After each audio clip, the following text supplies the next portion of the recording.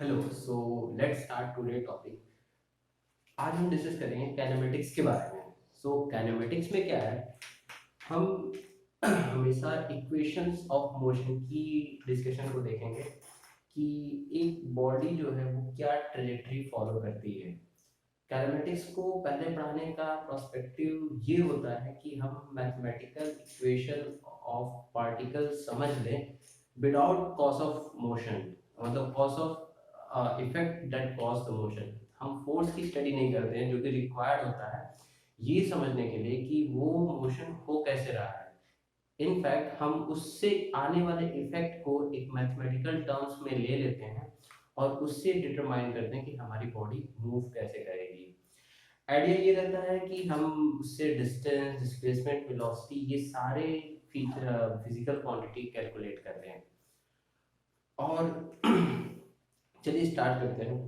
तो पहले जो डिस्कशन हम करते हैं कि अगर हमें distance measure, point of reference क्या होता है। Point of reference is the place from where we observe the motion. ये एक ऐसी पोजीशन होती है जहां से हम मोशन को ऑब्जर्व करते हैं और इस पे बहुत कुछ डिपेंड करता है कि हम उस मोशन को देखेंगे कैसे। फॉर एग्जांपल, अगर हम ट्रेन पे चलते हुए बैठे होते हैं तो हमें गाड़ी मतलब पेड़ वगैरह पीछे आते हुए दिखते हैं। रीजन बिंग दैट कि हमारी वेलोसिटी कुछ ऐसी होती है कि हम अपने आप को रेस्ट, हम जहाँ भी होते हैं अपने आप को एज अ रेस्ट फील करते हैं। तो यही कॉन्सेप्ट है। तो एक शुरुआत जो कैनेमेटिक्स से होती है वो रेफरेंस होती है। एक हम रेफरेंस डिफाइन करते हैं जिसके हिसाब से हम आगे के मोशंस को स्टडी करते हैं कि वो कैसे होंगे। तो जो ये है, ये पहला टॉपिक जो आज का होगा वो होगा फ्रेम ऑफ रेफरेंस।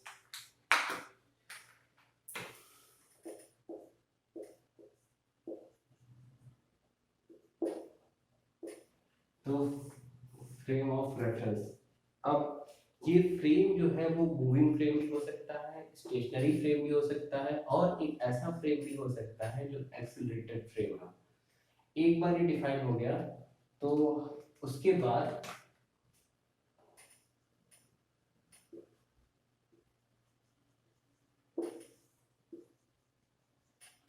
ये डिटरमाइन करने के बाद ही हम ये क्वेश्चन देखते हैं कि वेलोसिटी क्या है। तो ये हुआ फ्रेम ऑफ रेफरेंस का कॉन्सेप्ट। एक बार इसको ग्राफिकली देखते हैं कि क्या इसकी मीनिंग होती है। तो सपोज ये एक कोई ग्राफ है, एक्स वाई है, और इसमें इसमें जो एक पार्टिकल है वो कुछ ऐसे मोशन कर रहा है, ए से बी जा रहा है। तो ये जो ए से बी जा रहा है वो इस ग्राफ के हिसाब से इसका कुछ कोऑर्डिनेट सपोज x1 है, y1 है, और यहाँ पे हो जा रहा है x2 हो जा रहा है और y2 हो जा रहा है। तो ये जो स्टोरी है कि इसका x1 है और y1 है और इसका x2 है, y है, ये हमेशा इसी फ्रेम से कही जा सकती है। सपोज एक और फ्रेम है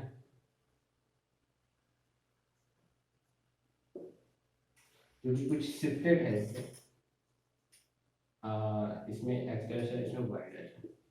हम इसके हिसाब से अगर देखेंगे तो इसकी पोजीशन पूरी चेंज हो जाएगी।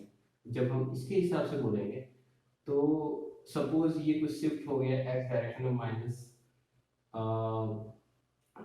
x, सपोज ये x हमने 5 इधर शिफ्ट किया है तो यहाँ पे 5 की वैल्यू और ज़्यादा दिखेगी। तो ये हमें इसमें यही अंडरस्टैंड करना है कि क्या डिफरेंस होगा कि हम रेफरेंस फ्रेम अगर अपना चेंज कर दें, कैसे हमें डिफरेंट डिफरेंट पोजीशन हमें डिफरेंट दिखने लगेगी अगर हम रेफरेंस फ्रेम चेंज करते हैं। तो पूरी स्टडी शुरू होती है रेफरेंस फ्रेम से, और एक बार में रेफरेंस फ्रेम डिफाइन कर लिया तो इसी के बाद से हम वेलोसिटी और एक्सेलरेशन डिफरेंट डिफरेंट चीज़ों को अंडरस्टैंड कर सकते हैं।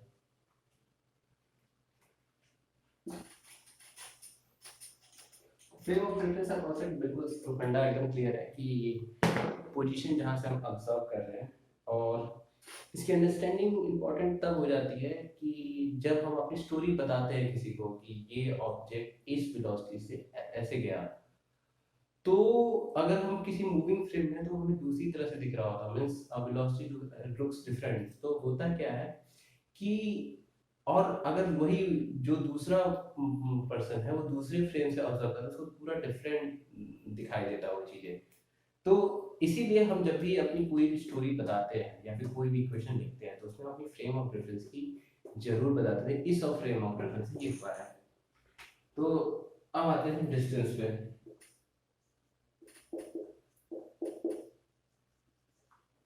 तो डिस्टेंस जो है वो है ट्रेजेक्टरी ऑफ मोशन, जिसको हम डिस्टेंस कह सकते हैं। कि सपोज ये ऑब्जेक्ट है,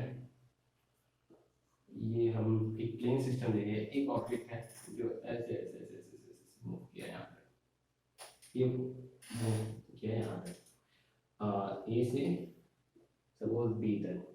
तो ये पूरी जो लेंथ इसने ट्रेवल की है ये हो जाएगी इसकी डिस्टेंस। ओके। और अगर हम किसी भी पॉइंट पे इस ऑब्जेक्ट की, सपोज ये एक्स है ये वाई है, वेलोसिटी निकालना चाहेंगे, sorry sorry sorry X Y,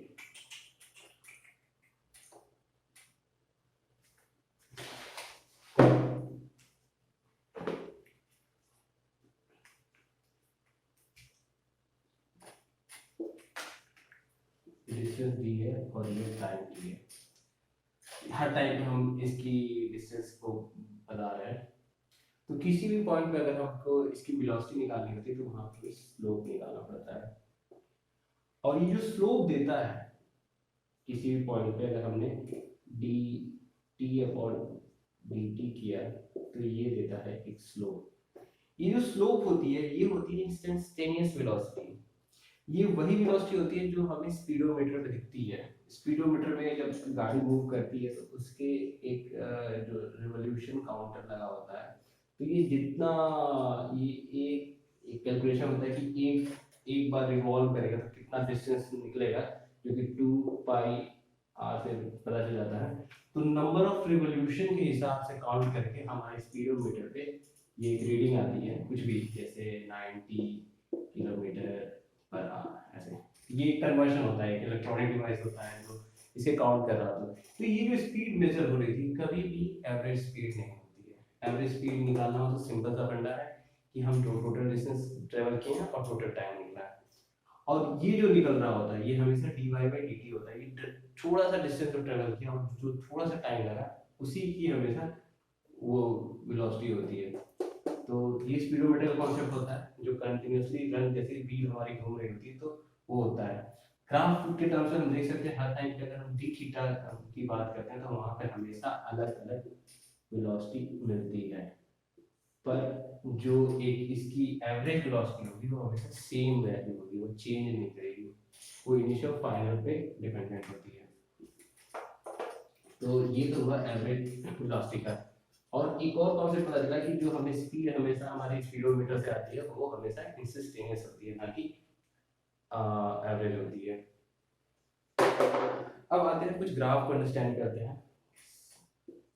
एक ग्राफ लेते हैं, ये है डिस्टेंस और ये है टाइम और ये कुछ ऐसे जा रहा है, ठीक है। तो इस ग्राफ में जैसा हमने पहले देखा कि अगर हमें किसी भी पॉइंट पे वेलोसिटी निकालनी है तो सीधा हम, जैसे सपोज मैं यहाँ पे खड़ा हूँ और ये देखना चाहता हूँ, मतलब किसी टाइम पे, मतलब एक गाड़ी चली जो टी टाइम में यहाँ पहुँच गई और मुझे पता करना था कि किसी t1 टाइम पे ये इसकी वेलोसिटी क्या थी। इक्वेशन हमें पता है, काइनेमेटिक में इक्वेशन हमें पता होती है ग्राफ की। तो सपोज ये इक्वेशन है x², ठीक है। और हमें किसी इस टाइम पे वेलोसिटी पता करनी है तो हम इसके ऊपर प्रोजेक्शन बनाते हैं और एक छोटा सा एरिया ले लेते हैं। ठीक, उस छोटे से एरिया में हम इसको ऐसे बांट देते हैं। तो ये जो डिस्टेंस होता है, ये जो वैल्यू होती है वो रियल डिस्टेंस होती है, क्योंकि ये बहुत छोटी है तो इसको इसकी ही बराबर मान लेते हैं। और ये जो टेन थीटा वैल्यू होती है इसी को हम इसकी वेलोसिटी रिप्रेजेंट कर देते हैं, ठीक है। तो इस तरह से कैलकुलेशन करते हैं और इसका जब डिफरेंशिएशन करेंगे तो 2x जो होगी, सॉरी यहाँ पे इंस्टेड ऑफ एक्स हम क्योंकि हमको d को d के टर्म में लेना है तो t स्क्वायर लिख सकते हैं। तो किसी भी एक टाइम t1 के लिए हमारी जो वेलोसिटी आएगी वो आएगी 2t1। इससे हम किसी भी पॉइंट पर वेलोसिटी निकाल सकते हैं। अब एक्सेलरेशन, तो एक्सेलरेशन होता है rate of increase of velocity, यानी कि dv/dt। इसको अगर हम डिस्टेंस के टर्म में लिखें तो d2x/dt²। तो इस ऑब्जेक्ट का अगर हम एक्सेलरेशन निकालें तो ये इसको फिर से डिफरेंशिएट करेंगे तो x * 2t आएगा। तो हमें पता चला कि ये कांस्टेंट एक्सेलरेशन से मूव कर रहा था।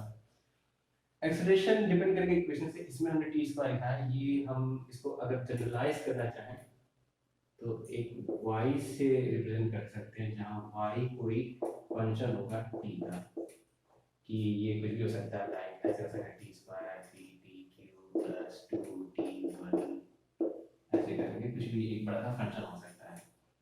और उसकी हमको अगर वेलोसिटी निकालनी होगी तो एक बार डिफरेंशिएट करेंगे और डबल डिफरेंशिएट करने से एक्सेलरेशन निकल आएगा। तो ये तो होती है ग्राफिकल अप्रोच। अब जो हमारा डिस्टेंस और टाइम का ग्राफ था, डिस्टेंस और टाइम के ग्राफ से हमें वेलोसिटी मिल जाती है। दूसरा ग्राफ जो बहुत इंपॉर्टेंट होता है वो होता है वेलोसिटी टाइम का ग्राफ। वेलोसिटी टाइम का ग्राफ ये होता है। अब वेलोसिटी टाइम के ग्राफ से हमें अगर इसका स्लोप निकालें तो ये हो जाता है dv/dt, जो कि अगर हम डिस्टेंस के टर्म में लिखें तो d2x/dt², जो कि बराबर हो जाएगा एक्सेलरेशन के। तो जो slope of velocity time graph है वो हमेशा एक्सेलरेशन देता है। तो इस तरह से हम एक्सेलरेशन के वेलोसिटी टाइम के ग्राफ को देखते हुए एक्सेलरेशन देख सकते हैं। तो अगर यहाँ देखें कि यहाँ पे एक्सेलरेशन ज़्यादा है, यहाँ पे एक्सेलरेशन कम है और यहाँ पे एक्सेलरेशन नेगेटिव है। तो हमें कुछ पता चलता है कि ऑब्जेक्ट एक्सेलरेट हुआ किसी स्टेट पे नेगेटिव एक्सेलरेशन हो गया। तो ये पूरा ग्राफ, और इसका स्लोप तो हमें एक्सेलरेशन देता है, इसका जो एरिया होता है ये हमें देता है distance travel. So velocity to time distance travel होता है।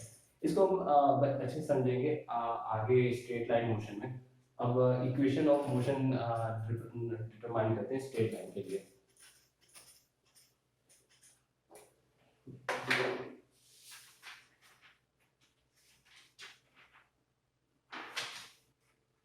अच्छा,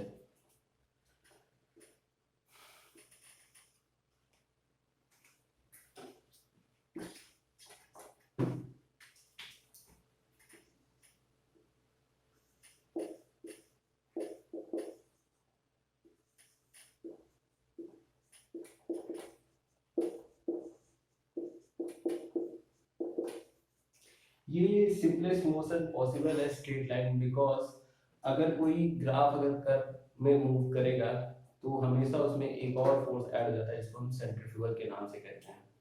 तो जो सबसे सिंपल जो स्टडी ऑफ मोशन है वो स्ट्रेट लाइन मोशन है। तो उसी से शुरू करते हैं। तो एक ऑब्जेक्ट है जो मूव करना शुरू किया विद कांस्टेंट वेलोसिटी v। तो यहाँ पे सपोज इसका डिस्टेंस जो था वो 0 था और v वेलोसिटी से मूव किया। तो अगर हम इसकी ग्राफ बनाने की कोशिश करें तो डिस्प्लेसमेंट टाइम का ग्राफ बनाते हैं तो हमें पता है कि 1 सेकंड पे ये 1 v आगे मूव करेगा और 2 सेकंड पे 2 v आगे करेगा, 3 सेकंड पे 3 v। तो इसको हम ऐसे पॉइंट प्लॉट करना शुरू करेंगे।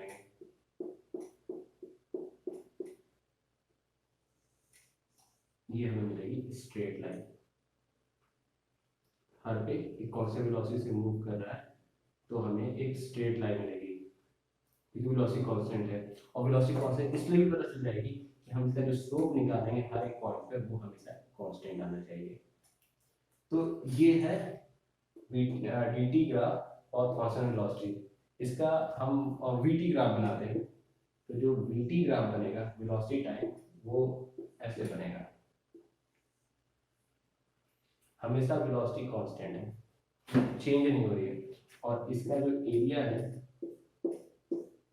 वो हमें डिस्टेंस ट्रेवल दिखा देगा कि हर पॉइंट पे क्या होगा। अब तो बात थी एक सिंपल वेलोसिटी की v से।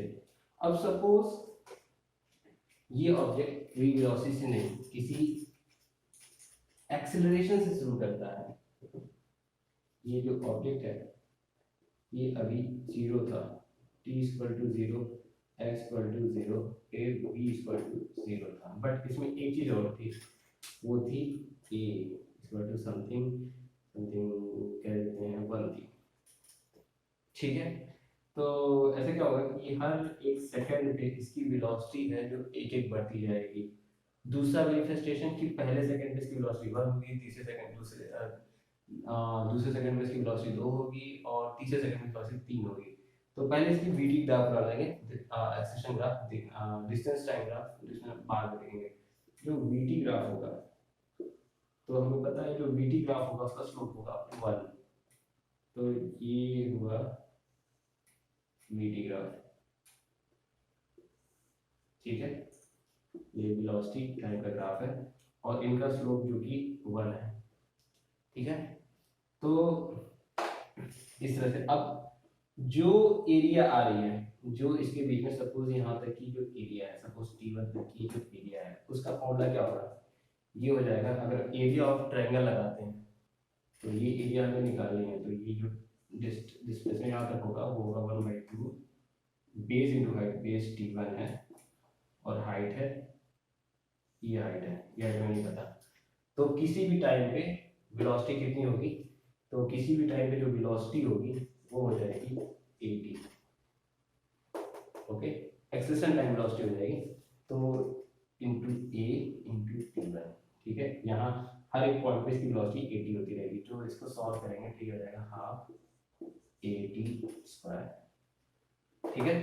ये आ गया चीज। अब ये देखिए, ये सिंपल सा फॉर्मूला क्या है, डिस्प्लेसमेंट का। तो अगर हमें डिस्प्लेसमेंट टाइम का ग्राफ बनाना है तो यहाँ पे डिस्प्लेसमेंट लिख लेते हैं, यहाँ पे टाइम लिख लेते हैं। हमारे पास कैसे वेरिएबल जाएगा, ये जब टी की वैल्यू 0 रखेंगे तो 0 से स्टार्ट होगा और ऐसे बढ़ता जाएगा, क्योंकि ये t² ये कुछ पैराबोलिक टाइप दिखेगा। तो ये तो तब था जब एक्सेलरेशन a था।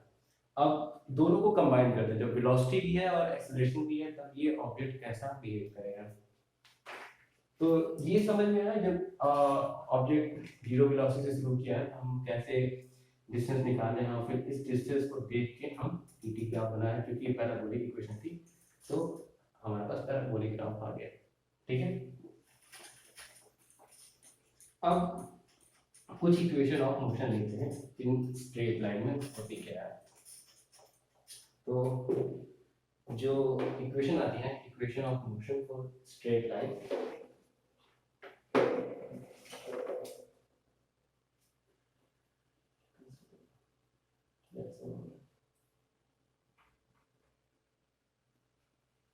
ये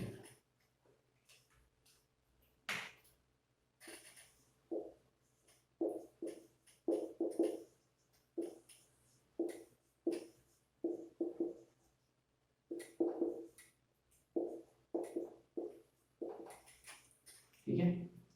तो उसमें हम एक स्टडी करते हैं वेलोसिटी की, एक स्टडी करते हैं एक्सेलरेशन की, और एक स्टडी करते हैं डिस्प्लेसमेंट की। तो जो वेलोसिटी टर्म्स है, जो फाइनल वेलोसिटी है, वो इक्वल टू हो जाता है इनिशियल वेलोसिटी प्लस at। हमने देखा था कैसे एक्सेलरेशन होने पे किसी एक टाइम पे हमेशा एक्सेलरेशन बढ़ता जाएगा, तो किसी t टाइम पे इसकी वेलोसिटी हमेशा at होगी, और अगर इनिशियल वेलोसिटी v है तो ये इसका हमेशा एवरेज आएगी, ठीक है। अब जो s था वो s था, हमने दो ग्राफ पढ़ा था। एक ग्राफ में जो s आया था जब a 0 था, तो जो डिस्प्लेसमेंट आया था वो आया था initial velocity to time displacement 0 जब एक्सेलरेशन 0 था, और जब सिर्फ एक्सेलरेशन था तो आया था at², ठीक है। तो ये दो चीज क्लियर है, ये जो इक्वेशन बहुत ही इजी इक्वेशन है। अब एक जो तीसरी इक्वेशन दे रहा है उसको कुछ नहीं करना है, उसमें छोटा सा एक इंटीग्रेशन लगा देना है, उसमें हम रिलेशन निकालते हैं वेलोसिटी, इस इक्वेशन को इंटीग्रेट कर देना है। तो जो v है, सॉरी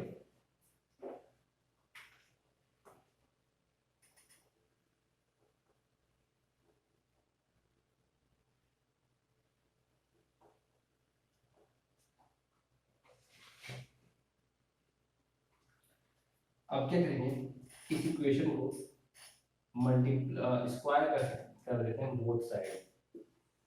ये हो जाएगा v स्क्वायर, ये हो जाएगा u square plus a square t square plus 2a square t square.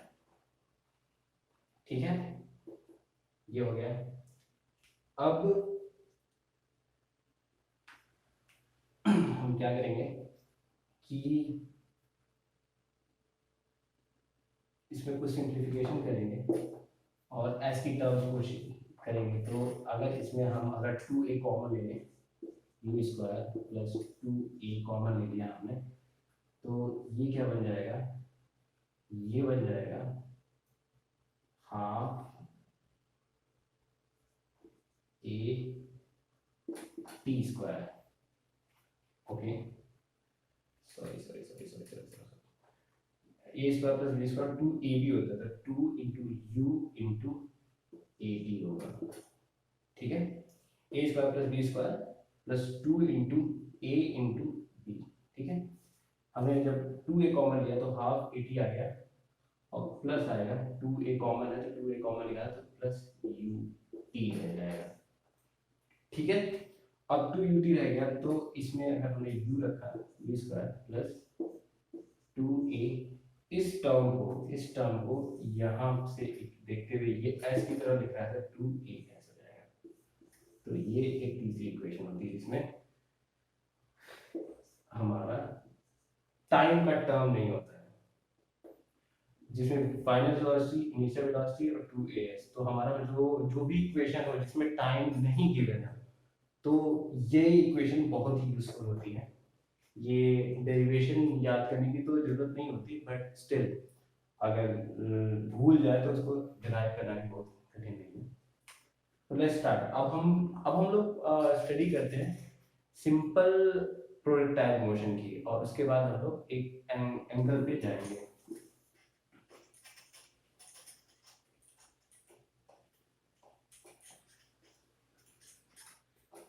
तो एक डिस्कशन तो ये होता है कि हम इतनी ज्यादा इक्वेशन को क्यों पढ़ रहे हैं। लोग ये भी कहते हैं कि जो ये डिस्कशन है इतनी हायर फिजिक्स क्यों रिक्वायर्ड है। एक्चुअली जो ये अंडरस्टैंडिंग है कि जब हम हायर नॉलेज रखते हैं तो एक सिस्टम को बेटर वे में प्रेडिक्ट कर लेते हैं। एग्जांपल के तौर पे हम जब भी किसी सैटेलाइट को एक ऑर्बिटल में डालते हैं तो एक मैथमेटिकल इक्वेशन को फॉलो होता है, और वो इक्वेशन जब तक हमें नहीं समझ में आएगी हम कुछ आगे कुछ मतलब बेटर फिजिक्स का यूज नहीं कर पाएंगे। तो एक हायर अंडरस्टैंडिंग ऑफ मैथ्स तो होनी चाहिए ताकि हम अपने कॉन्सेप्ट को बेटर वे में यूटिलाइज कर सकें। तो आज का ये लास्ट टॉपिक है, इस पे हम प्रोजेक्टाइल मोशन को डिस्कस करेंगे। एक जब सिंपल जीरो वेलोसिटी मतलब देख लेते हैं कैसे होता है कि सपोज ये बॉल है, ये u वेलोसिटी से ऊपर फेंकी जा रही है। ठीक है, तो ये हमने देखा होगा कि जैसे ये है ऊपर फेंका गया, उस टाइम के बाद नीचे आया, ऊपर फेंका गया नीचे आया। तो होता क्या कि जब ये ऊपर जाता है तो v से तो गया ऊपर, लेकिन इस पे जो फोर्स लग रहा था वो नीचे लग रहा था। बहरहाल फोर्स नहीं देखना है, जो a लग रहा था वो नीचे लग रहा था, क्योंकि काइनेमेटिक्स है तो ये नीचे जा रहा था। जिसकी वेलोसिटी है वो धीरे धीरे ऊपर जा रहा था, लेकिन वेलोसिटी हमेशा नीचे डिक्रीज हो रही थी। जब एक पॉइंट पाया वेलोसिटी जीरो हुई, और फिर उसके बाद वेलोसिटी नेगेटिव होते गए नीचे आ गया सेम वेलोसिटी। अब इसको देखते हैं। तो इस बॉडी पे जब फेंका गया तो नीचे इस पे थी ग्राउंड, जो लगा रही थी फोर्स नीचे जी का। ये की डायरेक्शन थी माइनस, क्योंकि लग रहा था नीचे। ठीक है, तो ये जो ऑब्जेक्ट था वो ऊपर गया ऊपर गया ऊपर गया ऊपर गया, और यहाँ पे हो गई वेलोसिटी v हो गई 0। u क्यों लिखेंगे, u हमेशा इनिशियल वेलोसिटी को रिप्रेजेंट करता है, तो कहीं भी वेलोसिटी दिखानी हो तो हम v से रिप्रेजेंट करते हैं। उसके बाद क्या होगा कि चूंकि डायरेक्शन नीचे था तो फिर इसकी वेलोसिटी बढ़ती गई बढ़ती गई बढ़ती गई बढ़ती गई बढ़ती गई, और यहाँ पे सेम वेलोसिटी हो जाती है। कैसे होती है, अब उसको हम मैथमेटिकली देखते हैं। तो जो हमारी इक्वेशन थी, अब हम देखते हैं कि कितने टाइम बाद इसकी वेलोसिटी जीरो हो जाएगी। तो हमारा जो फॉर्मूला था v equal to u plus a t, पहला इक्वेशन थी। अब इसमें अप्लाई करते हैं, तो v equal to u minus g t.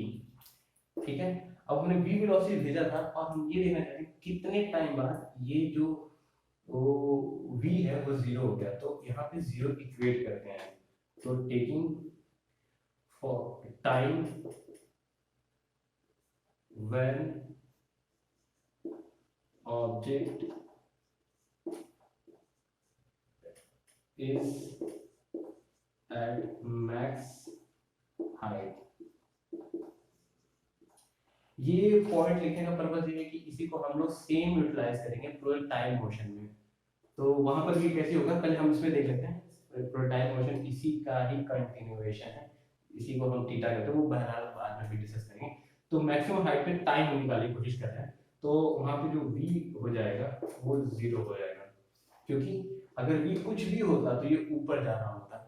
ठीक है, तो यहाँ v जहां भी ऊपर जा, जहां भी v जीरो हो जाएगा, जैसे कि अगर हम इसको फेंकते हैं तो एक ऊपर पॉइंट पे आ गया, ये जीरो हो गया था। आप इसको करके भी देख सकते हैं। तो जो हमारा वो आता है zero equal to u minus g t, जो टाइम आ जाएगा u अपॉन जी।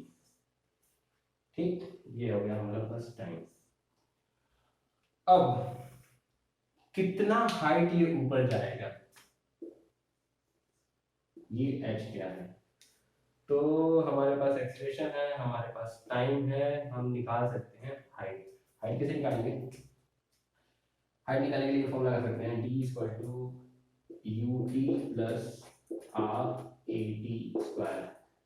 ठीक है, तो हम डाल दिया, ये u डाल दिया, यहाँ t डाल दिया। t की वैल्यू हम रिप्लेस कर देते हैं u बाई जी से, u by g minus one by two, यहाँ जी हो जाएगा, टी स्क्वायर को इसी से रिप्लेस कर देते हैं यू स्क्वायर जी स्क्वायर से।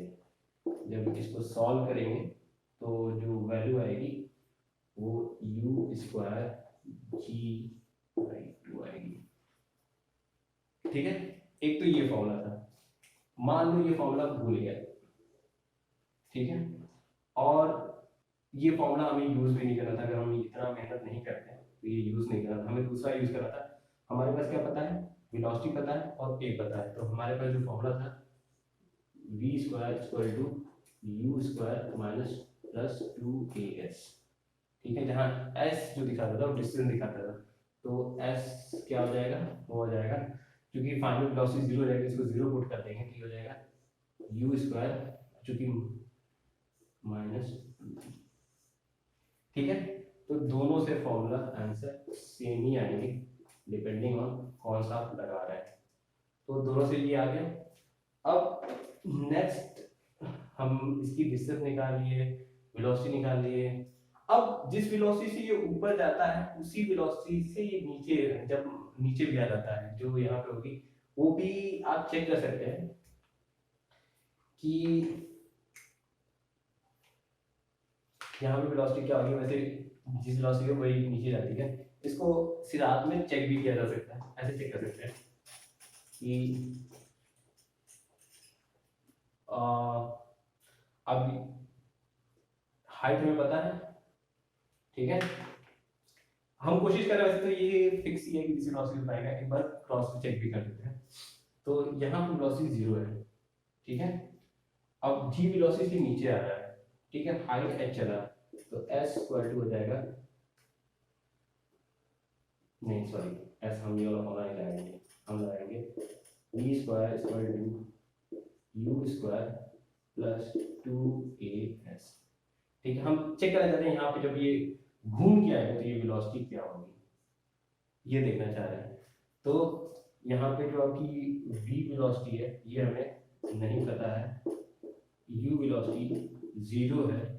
ठीक है, जब ये घूम के आया तो देख लेते हैं, तो v स्क्वायर इक्वल टू हो जाएगा u0 प्लस 2 g क्या है -9.8, या फिर हम हर जगह g ले रहे थे, g से सॉल्व करते हैं, 2g और h की वैल्यू हम निकाल चुके हैं, v square sorry u square upon 2g। ठीक है, ये कट गया। ठीक है, जी कट गया। ठीक है, और ये माइनस इससे कंपल्सरी हो जाएगी, डायरेक्शन माइनस में थी, तो जो v स्क्वायर आएगा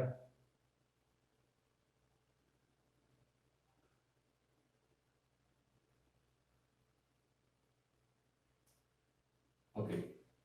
अब यहाँ पे एक चीज सोचने की बात है, थोड़ा देख लेते हैं ये माइनस का प्रॉब्लम आया क्यों, क्योंकि माइनस कभी भी अंडर रूट स्क्वायर में नहीं जा पाएगा, ये आया क्यों। यहाँ पे जो ग्रेविटी लग रही थी वो थी जी, हम शुरुआत में तो उसको नेगेटिव ले रहे थे, और ये जो डिस्प्लेसमेंट है ये जो हो रहा है ये हो रहा है ये, तो जो ग्रेविटी की डायरेक्शन है और जो डिस्प्लेसमेंट की डायरेक्शन है दोनों सेम है। तो या तो आप सिंपल कन्वेंशन लेके चल सकते हैं। सिंपल कन्वेंशन लेके चलने का मतलब कि हम सिंपल मानेंगे कि जो ऊपर चीजें जो नीचे आ रही है वो निगेटिव है, तो उसको रखने की कोशिश करते हैं। तो v स्क्वायर इक्वल टू ये आ जाएगा, u 0 था, हमें नहीं पता, तो जो g निगेटिव है तो 2 minus 9.8 sorry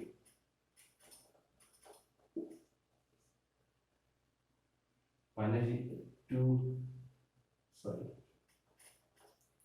plus 2 into minus D रख दिया यहाँ पे। ठीक है, अब जो ये हाइट है जो हम हेड लेंगे ये भी तो निगेटिव है, ये यहाँ से नीचे आ रहा है, तो यहाँ से जब ये नीचे आ रहा है तो इसको भी निगेटिव ही लेना पड़ेगा माइनस,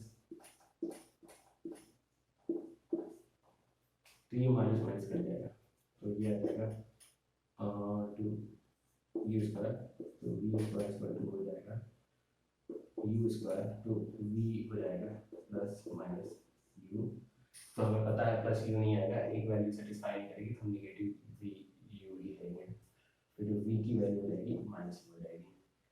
ठीक है, पूरा फंडा क्या था, फंडा सिंपल क्लियर है, आप अपनी डायरेक्शन को सेम रखिए, अंडरस्टैंडिंग रखिए कि जब ये यहाँ से यहाँ जा रहा है तो जो हमारी हाइट है वो पॉजिटिव है, और जब ऊपर से नीचे आ रहा है तो हाइट निगेटिव हो रही है, क्योंकि ये हाइट निगेटिव जा रहा है। अगर आप इस चीज को बॉदर नहीं करें, शुरुआत में हमारी अंडरस्टैंडिंग रहती है हाँ भाई ठीक है यार ये ऊपर जा रहा है, करती है वहाँ से क्वेश्चन आ जाती है, लेकिन कभी कभी हम इस चीज को बॉदर नहीं कर पाते कि यहाँ तो इसको h को पॉजिटिव ले लेते हैं, h को हमने पॉजिटिव ले लिया, चलो ले लिया, हमने मान लिया सिस्टम हमारा उल्टा हो गया, ये सिस्टम यहाँ हम पॉजिटिव वाई ले रहे हैं। ठीक है, तो बाबा जब यहाँ पॉजिटिव वाई ले रहे थे तो इसको जी को नेगेटिव को ले लिया, तो ये चीज हमेशा ध्यान रखना है कि कन्वेंशनल हमेशा हमेशा सेम रहना चाहिए। तो एक फंडा है जो आप मान लीजिए जब भी ऐसे क्वेश्चन सॉल्व करें तो हमेशा एक फंडा लेके चलिए कि हमारा ये पॉजिटिव रहेगा और ये वाला नेगेटिव हो जाएगा, हमेशा कोई दिक्कत नहीं होगी, कोई गलती नहीं होगी, ये जो डायरेक्शन की अंडरस्टैंडिंग हमेशा सही से बनी रहनी चाहिए। अब ये जैसे सॉल्व हुआ हम सीधा सॉल्व करेंगे आएंगे प्रोटाइल मोशन पे। तो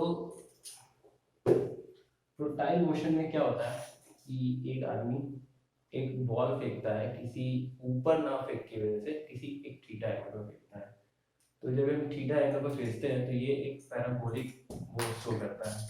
अब ये पैराबोलिक जो है, तो आपने देखा कि ये पैराबोलिक पाथ शो करता है क्योंकि हम इसमें दो वेलोसिटी दे देते हैं, एक इसको आगे बढ़ने के लिए और एक इसको ऊपर जाने के लिए, तो ये एक पैराबोलिक मोशन शो करता है। ठीक है, अब इसको मैथमेटिकली कैसे एक्सप्लेन करेंगे कि इसका मोशन हर एक टाइम पे कहाँ कहाँ होगा, उसको देखते हैं। तो ये जो है इसमें ये जो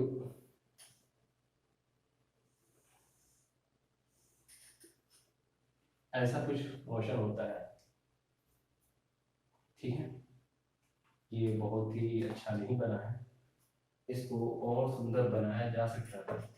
ऐसे होता है, ऐसा ही है, क्योंकि बहुत ही डिस्टर्बेंस आते हैं, हम पढ़ते हैं तो मान के चलते हैं वैक्यूम में, तो ये जो दोनों साइड होती है हमारी बड़ी सिमेट्रिकल से ही बनती है, ठीक है। तो ये जो v वेलोसिटी देखा गया था एट एंगल थीटा, इसमें इसकी कहानी बहुत सिंपल हो जाती है अगर इसको हम तोड़ दें दो भाग में। कैसे? इसको हम कर सकते हैं ऐसे, u sin theta u cos theta, और जैसे ही हमने ये कर दिया, यहाँ हमेशा g लगता रहता है नीचे की तरफ, जैसे ही हमने कर दिया तो अब ये दो मोशन की तरफ बिहेव करेगा।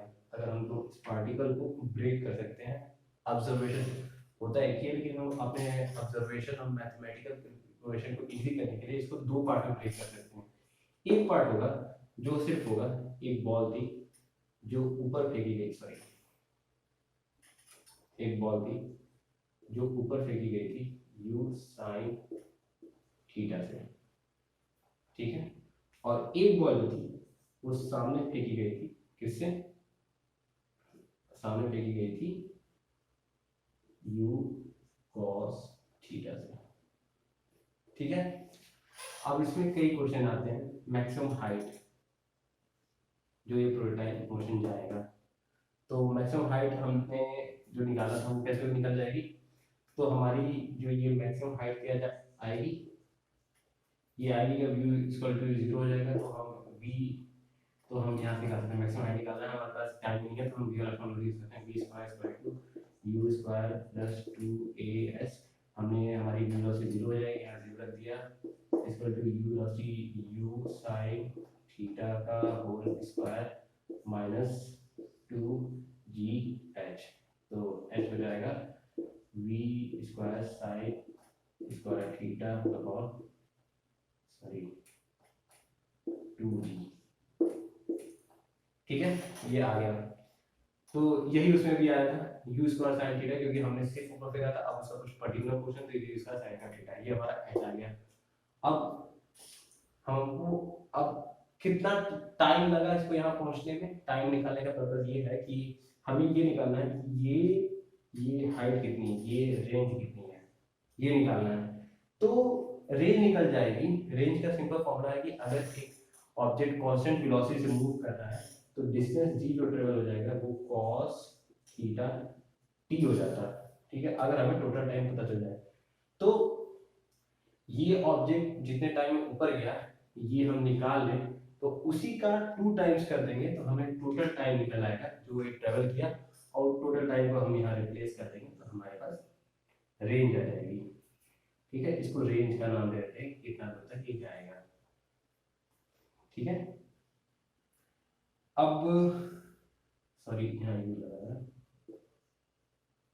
अब टाइम निकालना है, तो टाइम निकालने के लिए सिंपल है, वाला फॉर्मूला यूज कर लेते हैं, v equal to u plus a t, ठीक है, जहां v हमारा हो गया है 0, ठीक है, तो ये हमारा आ जाएगा u माइनस जी टी, तो t आ जाएगा u अपॉन जी, ठीक। ये वो टाइम था जिसमें ये जो है यहाँ से यहाँ तक पहुंचा, पर उतना ही टाइम लगा वहां से यहाँ तक पहुंचने में, तो जो ये जो होगा, जो टोटल टाइम होगा, टोटल टाइम हो जाएगा equal to 2u by ji,